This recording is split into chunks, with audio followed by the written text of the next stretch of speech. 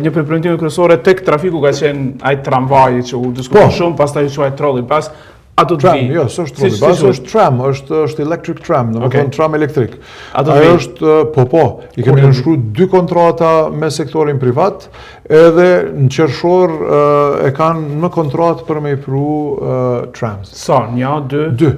2 fillimisht, normal tash e shohim 2 fillimisht. Linja do të jetë pra Fushë Kosovës. Linja prej Fushë Kosovës, po dhe deri në Bregdjellit. Deri në Bregdjellit. Kemi këto linja prej Fushë Kosovës deri në Bregdjellit. Fushë Kosova është pika më frekuentume, dhe më thonë kjo pjesa më nevojshme.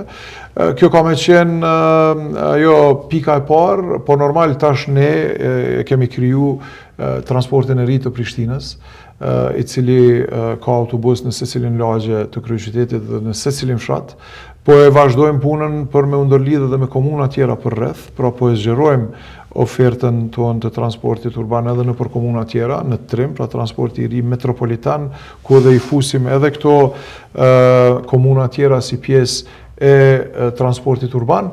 Të njëjtën kohë, tash kemi edhe Smart City, qytetin inteligjent, edhe kemi kamerat në për secilën pjesë të kryeqytetit, ku edhe kemi me fillu me pas edhe një taks shtesë për unazën e kryeqytetit për të gjithë qytetarët që vinë nga qytetet tjera.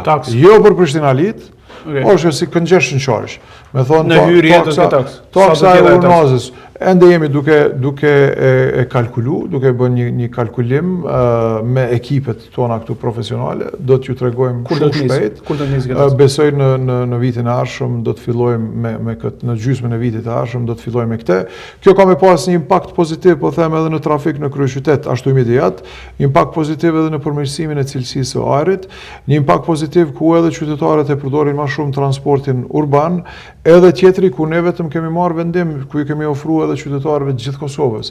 Hypni autobusit në qytetet e juaja, e ani në stacion të autobusit të Prishtinës edhe keni biletën pa pare në tërditore në kryeqytet.